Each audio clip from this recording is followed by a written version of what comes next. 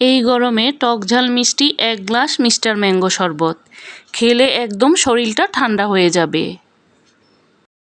আমের এই শরবতটা তৈরি করে সংরক্ষণ করতে পারবেন 1 বছর পর্যন্ত। আসসালামু আলাইকুম, কেমন আছেন সবাই? যে যেখান থেকে আমার ভিডিওটি দেখছেন সবার জন্য রইল অনেক অনেক শুভেচ্ছা ও ভালোবাসা। তৈরি করার জন্য 4টি কাঁচা আমকে আমি এভাবে ছিলে নিয়েছি। এবার আমগুলোকে ধুয়ে পরিষ্কার করে নিয়ে চুলায় পাতিলে সিদ্ধ বসিয়ে দেব। একটি ঢাকনা দিয়ে ঢেকে আমি আমগুলোকে খুব ভালোভাবে সিদ্ধ করে নেব। আমগুলো কিন্তু এখন সিদ্ধ হয়ে গেছে। এবার আমি আমগুলোকে তুলে নেব। আমগুলোকে তুলে নিয়ে আমি আমগুলোকে পুরোপুরি ঠান্ডা করে নেব। শরবতের এই মশলাটা তৈরি করার জন্য নিয়ে নেব 1 চা চামচ আস্ত জিরা, 1 চা চামচ আস্ত মৌরি, 1 চা চামচ কালো গোলমরিচ। এবার সবগুলোকে একসাথে চুলার মধ্যে ভেজে নেব। চুলার আঁচটাকে লো হিটে করে কিন্তু ভেজে নিতে হবে, খুব বেশি বাড়িয়ে দিলে পুড়ে যাবে। ভেজে নেওয়ার পর আমি মশলাগুলোকে ঠান্ডা করে ব্লেন্ড করে নেব। এদিকে আমগুলোকে ঠান্ডা করে নিয়ে আমি আমের বিচিটা ফেলে দিয়েছি। এবার ব্লেন্ডার জারের মধ্যে নিয়ে নেব। আমি 4টি আম দিয়ে তৈরি করেছি, আপনারা চাইলে আরও বেশি করে নিতে পারেন, সেই ক্ষেত্রে পরিমাপটা বাড়িয়ে দিবেন। 1 মুঠের মতো পুদিনা পাতা আর সামান্য একটু পানি দিয়েছি ব্লেন্ড করার জন্য। এখন আম আর পুদিনাটাকে আমি খুব সুন্দরভাবে ব্লেন্ড করে নিয়েছি, দেখতে এই রকম হয়েছে। এবার চুলায় প্যান বসিয়ে দিয়ে দেব 2 কাপ চিনি।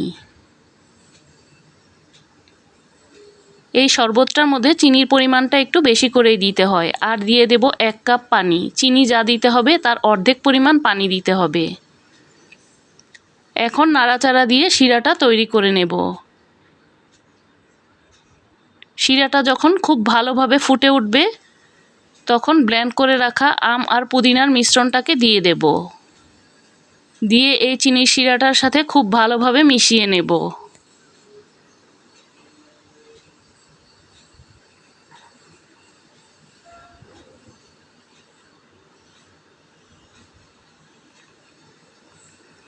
এবার আমি ব্লেন্ড করা মশলাটাকে দিয়ে দেব। দিয়ে দেব 1 চা চামচ বিট লবণ। চাইলে এখানে নর্মাল লবণটাও দিতে পারেন, তবে বিট লবণটা দিলে কিন্তু স্বাদটা ভালো আসবে।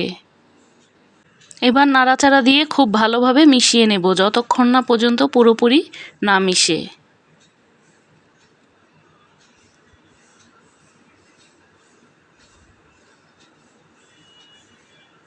দিয়ে দেব আধা চা চামচের মতো ফুড কালার।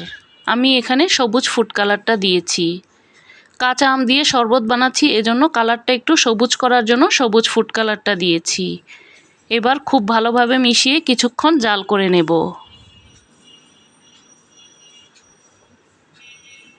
যখন দেখতে এই রকম আঠালো হয়ে যাবে তখন চুলাটাকে বন্ধ করে দিতে হবে। এর চেয়ে বেশি আঠালো করা যাবে না, তাহলে কিন্তু শক্ত হয়ে যাবে। কিছুটা ঠান্ডা হয়ে গেলে দিয়ে দেব 1 চা চামচ লেবুর রস। এতে করে কিন্তু মিশ্রণটা একদমই শক্ত হবে না। লেবুর রসটা দেওয়ার পর নাড়াচাড়া দিয়ে খুব ভালোভাবে মিশিয়ে নেব। এখন আমি শরবতটা তৈরি করে দেখাচ্ছি। দিয়ে দেব কয়েকটি বরফ কুচি, কিছুটা পুদিনা পাতা কুচি আর কয়েকটা লেবুর টুকরো। এবার দিয়ে দেব আমি যে আম দিয়ে মিস্টার ম্যাঙ্গো সিরাপটা তৈরি করেছি সেখান থেকে 1 কাপ। সাথে দিয়ে দেব 2 কাপ পানি। এখন নাড়াচাড়া দিয়ে খুব ভালোভাবে মিশিয়ে নিলেই কিন্তু শরবতটা তৈরি। এই শরবতটা ঠান্ডা ঠান্ডা খেতেই কিন্তু বেশ মজার। এবার আমি ঠান্ডা করে নিয়ে একটি জারে ভরে রেখে দেব। এটা নর্মাল ফ্রিজে প্রায় 1 বছরের মতো সংরক্ষণ করতে পারবেন। যখন খুশি তখন বের করেই কিন্তু এইভাবে শরবতটা তৈরি করে নিতে পারবেন। শুধুমাত্র পানি দিয়ে গুলিয়ে নিলেই হবে। 1 গ্লাস খেলে কিন্তু আরেক গ্লাস খেতে মন চাইবে। আমের এই সিজনে অবশ্যই একবার এই শরবতটা ট্রাই করে দেখবেন। আবারও দেখা হবে নতুন কোনো রেসিপি নিয়ে।